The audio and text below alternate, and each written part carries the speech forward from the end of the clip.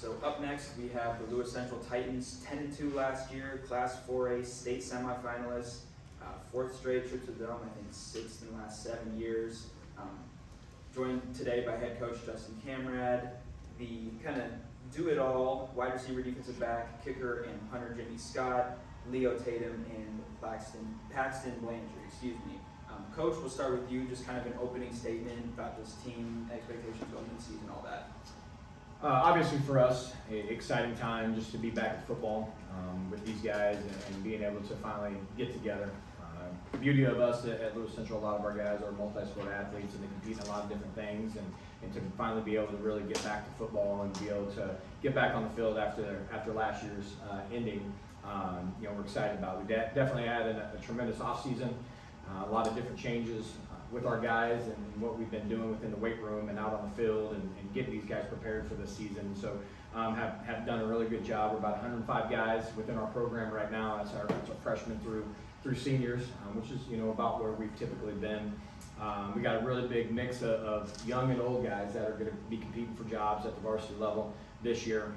Maybe not as veteran of a crew as we've had before with some of our guys, but we're certainly excited about that. With the guys that are returning, we've got 7 all-conference players coming back, or all-district players coming back from a year ago.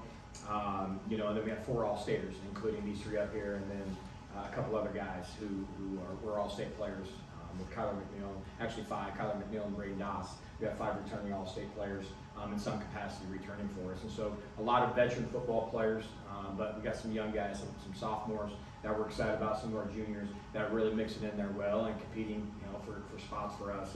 And that's what we ask our guys to do, is compete every day and get better. And so we're in that mode right now. We've got about 25 days or 24 days and 24 practices to get ourselves ready for that opening week. Our schedule is probably one of the toughest. I think everyone probably says it, but it's probably one of the toughest that is out there. And so to start off with North Polk, defending state champs, 13-0 a year ago. Their last loss was to us in the 2023 semifinals, and so they haven't lost. I assume that will probably be a little added advantage for them, I guess, as that mental part goes into it. And then Sergeant Bluff is the state semifinals. And then we'll finish off our non-district schedule with Arlen and Carroll, who both were playoff teams. And so our guys are used to that. That's what our schedule has typically been. We'll have 4 playoff teams to start the season. Probably one of the things that's probably just a little bit different for us is going to be finding out our quarterback position. We have plenty of talent around those guys with the all-staters that we have and the guys that are up front. It's just figuring out that quarterback position. And we got a battle right now, and we're excited about that and how the guys are competing. And so, when you think about it, we have 7 guys returning on defense, so we're probably going to hang our hat a little bit on our defense to start the season. And then 5 guys that started in some capacity on the offensive side. And so we're not completely decimated, I guess, when you graduate a bunch of seniors, but obviously a really good senior class that has played a lot of football for us, as well as these guys. These guys have seen the UNI Dome every single year of their high school career. And so we set the goal of that's where we're going to be, but we really talk about winning the day-to-day, attacking each day, each rep, and each opportunity to get better, and then each game. And so, we do have goals. We do have, postseason goals and things that we want to accomplish with these guys. But really for us, we're on a day-to-day process of just trying to get better and then trying to find those guys and find those missing pieces that we're trying to fit into to find our best 22 guys. Thank you, Coach. We'll now open up to questions for the student athletes. You guys have Coach mentioned that you guys have ended your careers now, or not careers, but seasons rather, in the UNI Dome there for the last, even before your time there. Just talk about this run here. This program being there for the last 4 years. Also part of some state championships as well there. Just kind of talk about this run this program's on. Let's go down the line. Yeah, the program's really good. We've made it to the Dome a lot the past few years. I give it to all the coaches. They coach us up really well.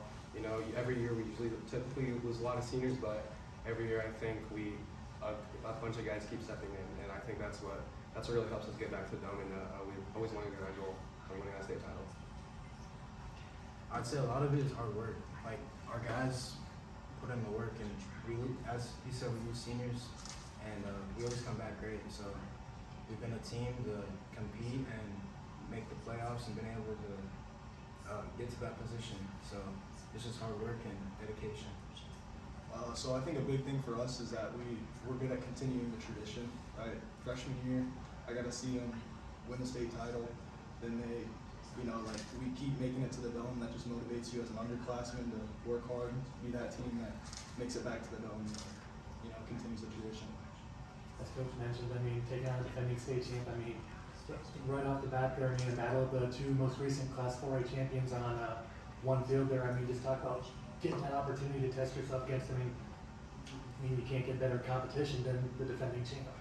Yeah, no, it's going to be a big game for us, but I think we can handle it. I think if we just keep our minds to it this preseason, before all of our games, the 6 weeks leading up to, the last week of August, that Friday, I think, if we keep our minds to it, I think it'll come out well. We just gotta trust ourselves. It's gonna be a battle for sure. We just gotta rely on each other, come together as a team, and play the football we know. I think right now as a team we're all building our chemistry, and we got guys stepping up, being leaders, and I think that's a big deal for us, especially when we're facing a defending state champ. So I think if we continue to keep working towards having good leadership and just being a good team, we're gonna impress some people this year. For each of you, just representing, this side of the state, your school, how much pride goes into that for all you guys? I take a lot of pride representing essentially, a lot of people down us every year usually. A lot of people say that we're gonna be bad, but we always come out strong every year, I think, and I think that's just one of the big things that I love about this team, essentially. Yeah, I really enjoy the community too. Like, I transferred my freshman year from the AL district, and I came over and felt very welcome. And it's just the culture and the community really brought me in. Yeah, I mean, I like they've said, the community. It feels great to represent a community that's been supporting me since I started playing football in 4th grade. Like being able to be on the big stage and rep Lewis Central is a big deal for me. So. Question for Paxton. Defensively, led the team in tackles last year, so kind of the guy that his defense relies on in that area. But you also got in the backfield a lot. 18.5 tackles for loss last year, 2 sacks. What do you kind of prioritize? What led to that success last year, and how can you build on that even more this coming season? So I'm just, for the most part, I'm just trying to be where the ball is. I want to get that guy down, and I want to be able to be in the right position to, if I'm not making the tackle, my teammates are going to be able to make the tackle. It's just, that's what I want. I mean, I just want to fly around the field and make the plays, but if it's not me, I want to be there so someone else can make the play too. Kind of in a similar way, Leo, for you definitely have an eye for the ball as well, with your receiving stats you had last year and then 4 interceptions as well. What kind of works for you on both sides of the ball, and kind of similarly, how do you hope to build even on what you accomplished even more last year to this year? Well, I think my speed really helps in tracking the ball, and I feel like I'm a big leader like this upcoming season, so I'm gonna have to help everyone around me and use my skill set to help the team as best as I can on both sides. And then Jimmy, for you, obviously, I'd say maybe the main thing is the kicking and the punting, but you also, can do a little bit on offense and defense as well. How do you just kind of, use the skills that you have to help this team accomplish what they've accomplished? Yeah, I just trust my footwork. I trust the coaches. I trust Coach Baum, my wide receiver coach. I think I have a high advantage, so I try to use that to the best of my ability, and a little bit of speed. So yeah, I just try to use all those to help me. What have been the early impressions, just on the camaraderie of this year's group, and how close you guys, are? We're really close this year. I think this senior year we've been playing for quite some time now. I think we're not really all divided. I think we all have a really tight chemistry, and I think that's really going to help out in the season. I'm really excited about it. Like Jimmy said, like our chemistry is really good, and I feel like this year is different because the upperclassmen are a lot closer to the underclassmen than we were years prior, so that really helps our team. I just think we're going to impress a lot of people this year. Last season ended with a bitter taste in my mouth, and I'm trying to motivate everyone the same way, so I'm trying to impress people this year. Coach said you guys got a tough schedule coming up, so how do you feel about this group, like Mason asked, and how can you make it back to continue the tradition of going to the Dome? I'm excited. I think the schedule's gonna be a big testament to how the season comes out to us. I think the first 3 or 4 weeks it's gonna be pretty tough, but if we keep our stuff, we trust each other. We trust the guy next to you on the field, on the sideline. I think we'll do just fine. We just gotta take it day by day. We just gotta trust all the work that we put in through the winter and the spring and the summer. Just gotta trust each other, and good things will happen. I mean, yeah, if everyone can show up to practice, give 100% effort, just keep working to the same goal, the end goal that we all want to make the dome, I think we're going to get there. Any other questions for the student athletes? If not, we'll move to questions for Coach. Coach, I'll start with running backs. You've got two guys who really stepped up when there were injuries last year, or just stepping up into the reps that they were given. That's Braden and Jacob, obviously. How have you seen both of those guys just kind of grow, and especially with quarterback being kind of competition right now, maybe some uncertainty there, how can those guys kind of help provide that consistency in the backfield? We're certainly excited about both those guys, and some people that are probably close to the program know or realize, you get a little bit worried when you got a sophomore and a junior that are going to be your two starting running backs, but both of those guys have played varsity football as freshmen, and both of them made outstanding plays at the UNI Dome in semifinal games for us, and have done a lot of really good things. And though there's a big testament to having experience, having that exposure, that we feel that they're both going to be ready. The other good thing is they are pushing each other. Competition-wise, they both want to be the guy. They both have always been the guy in their class growing up and had an opportunity. But what makes us good and what has made us good in the past is our ability to run the ball with multiple guys at different times. And so, it frees us up to be able to do a lot of different things, and then being able to personnel people and use different guys. We got some other guys that are going to be in the mix to take some load off and some personnel packages to be able to do it. But, both of them bring, a tremendous amount to our offense. Braden obviously is going to have a little bit more speed. He's up to 185 pounds from 165, whatever he was a year ago. Jacob's at 195, almost 200, and so they're both big backs, and hopefully that will allow for durability for them to be able to carry the ball and run the ball. Jacob will also be one of our starting inside linebackers along with Paxton. So, we're going to have to try to keep him fresh, and so having Braden right there with him, and then a couple other guys who will be in the mix. We've had the fortunate ability to be really, really deep at running back. We're probably not as deep as we have been per se, but we're excited about both those guys and what they bring to our offense, and their ability to not only run the ball but catch the ball. We pride ourselves on being able to throw the ball to the running back. Most people don't do that. That's just an added dimension that we've added, and our running backs are going to have anywhere from 20 to 40 catches on the year, and so their ability to be able to do both in the run game and pass game is super important to us, and so really excited about what we have coming back in the backfield. Defensively as well, you kind of had an ability to do a variety of different things. You could get into the backfield, probably among the best of any team in the state, with Paxton coming. Kyler did a good job of that. Jacob did a good job of that. Creating turnovers as well. I think 11 fumble recoveries last year and 15 interceptions. When you look at those areas and knowing that you have some of the guys that led in those areas coming back, what does that show you about what this defense can do, this team, to lead this team? As I mentioned before, with 7 guys coming back defensively, you're able to do a lot more within your defensive schemes. You're able to put more on the kids and allow them to play football, to be a little bit more creative in some of your pass rushing, what you bring, how you bring pressure. You trust the guys on the back end. Obviously, with Leo coming back at free safety and Peyton Fippen, who had an unbelievable year as well a year ago. Both those guys, just have a knack for football and get to the ball. And so having guys on the back end that are fast, that are explosive, that then are also going to come up and make tackles. That maybe a lot of kids in high school and playing those positions aren't going to make, helps us be able to be a little bit more pressured on the defensive line side.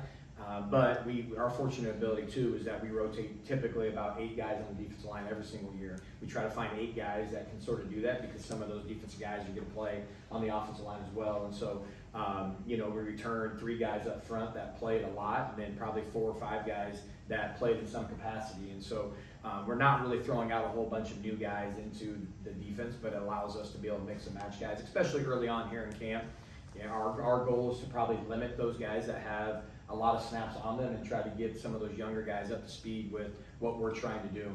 Because at the end of the day, you go through the 4-week stretch that we do at the beginning of the season, and then you get into district plays, you have to have guys that are number 2s that are ready to step in and play. And so our goal, especially through this first 4 weeks of camp, is trying to find those number 2 guys, those guys that can fill in spots and play in those backup roles. And then, first 4 weeks of non-district football is the same way. is finding those guys that are able to make plays for us and who shines on Friday nights. Coach, if you could speak more on the quarterback battle, I mean, how do you replace Brady Hetzel, and what can we look forward to when the season starts at quarterback? Yeah, it's pretty funny, and we're in a unique situation. We've been extremely spoiled at Lewis Central with the quarterbacks that we've had.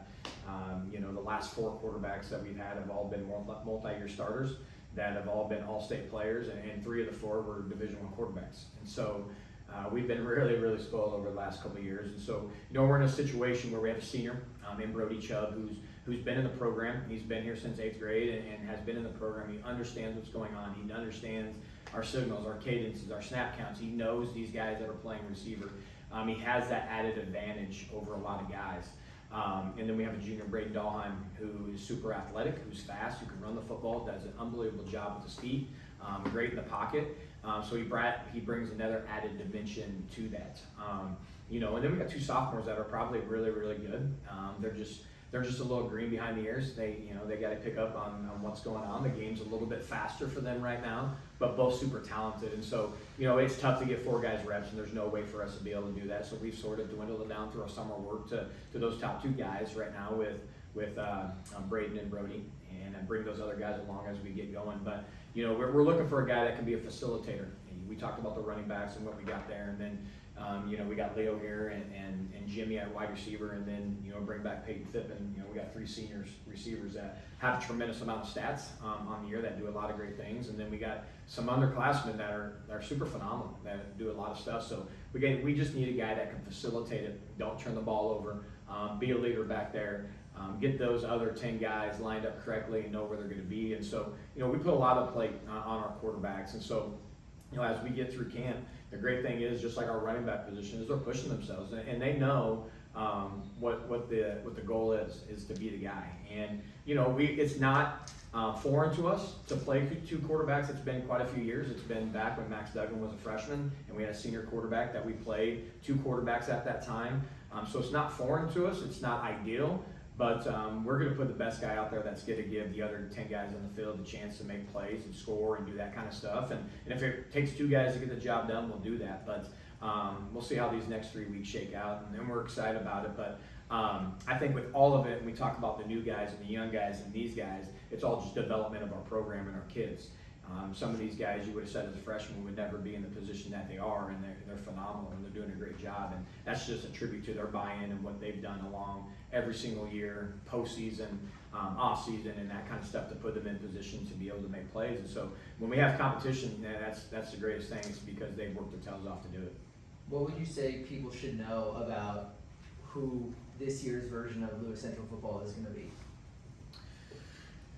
I think the biggest thing is you lose kids every single year, and everyone thinks that there's going to be a dip, and there's going to be, and for these guys, I think there's a chip on their shoulder, because every year it feels like you're being slighted a little bit when people doubt you, and knowing the amount of work that they've put in, the time they've put in, how much they care about this program, how much they care about each other, is that they probably, anything that, I want them to know is that anytime that's going on, they notice it.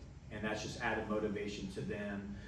We know there's a target on our back. We understand where we are and where our program is at, and the wins and losses and the teams that are on our schedule and who we've beaten, and we all know that. But we can't get wrapped around that part of it. We just use it as fuel and use it as motivation to stay within us and make the adjustments that we need to be able to play the game. And so I'm excited for that, because I know they hear the noise. I know they realize what's going on, but I think it's just a motivation that, like, just because we lost who we lost doesn't mean that we're not still going to be good. And so I guess probably keep saying it, to those out there and the media and the people and the crowds, because I'm really excited about the progress they made, the development they made, and we'll see how it all rolls out. I mean, just getting your words from theirs earlier, you talk about all the time always having a tougher schedule to build a team, build their character, prepare them for the go ahead to reach the goals that you guys want to reach. Starting off with Norfolk there, just getting your own words on that week 1 challenge there. No better starting point. For sure, and it's funny because it's not by design by us by any means. If you know how it all works out and shakes, like a lot of teams get to choose who they want to play. Unfortunately, we don't get to choose who we play. We get who the state tells us to play, and basically, you know, when you think about it, it's based on who everyone else doesn't want to play. You know, so there wasn't anybody that wanted to play North Polk. You know, and I sort of had a conversation with the state, and I said, we'll play North Polk. You know, no one wanted to play Sergeant Bluff, and I said, I'm willing to play Sergeant Bluff. You know, I was hoping to play some teams that were a little bit closer. We didn't get the teams that we wanted to play, but at the end of the day, you know, we think about the teams that we've had and the games that we've played, and the big games that these guys have been a part of, that they've seen played in front of them. You know, we've won 2 state championships when we went 2-2 in non-district, and that is by design. That is because we are challenging ourselves. We are trying to find out and figure out how the puzzle pieces are going to fit together within our program. There's always adjustments that need to be made. There's guys that look really good when we get started, and then, you know, you throw competition in there and you throw someone else in there, and then you got to make an adjustment and play. There's a lot of nuances within the game of football that have to be learned, that we try to teach all the little details of all of that just don't get covered, that we miss. And then we're going to line up against some teams that are going to be really, really darn good that we might see later on. And, you know, you think of the 2023 season, we lose the Bondurant Farrar in a 10-point loss game. They end up in the semifinals. We end up playing on the opposite side and beating the team that beat them in the semifinals for the championship. You know, in 2021, we lose to Indianola. We go to Indianola and lose, and we were still young. We had some juniors and some guys that were pretty good, pretty talented, but we lost over at Indianola because we false started on the goal line twice to win the game. And we come back and we beat them to go to the semifinals that year. And so I think, you know, you look at the schedule and we're going to be challenged. It's going to toughen you up. It's going to harden you up. It's going to make you better. You know, you can play an easier schedule and get some wins, but you don't learn anything about yourself. You don't learn anything about these guys and how they're going to react to competition in tough situations. And so, you know, our guys being put in those situations right away at the beginning of the season and seeing how they react to it, you know, is super important for me. You know, does a kid flinch when it get hard? Do they freeze up in the pocket when the pressure's getting around them? You need to find those things out early. You can't wait until a district game of an ADM that, you know, is going to be really good and say, hey, we haven't played anybody and now we're going to play a tough game. You know, these kids have been in the fire and that they understand it. So, you know, I'm excited about the North Polk. I think maybe it was one of these guys asked me, hey, what game are you most excited about? And I said, well, it's the North Polk game. One, because it's the first game of the year, but two, I know there's going to be added motivation for them because they are the defending state champs. So everyone, all the talk's going to be to them because we've been in that situation. Is how are you going to repeat? You know, which I hate that word. It's like how can you do it again, not repeat. But it's also their very last loss was in the semifinals to us, and so. You know, it's going to be a situation. It's going to be a great night on that Friday night. We tried to get it moved to Thursday so everyone could come watch it, but they didn't want to play on Thursday. And so, you know, super exciting for our guys to be challenged right away so we can figure things out by the time we get to district football. Coach, Go ahead. you have the most all-state players returning this year. So how key will that talent be to the success you're looking for this year?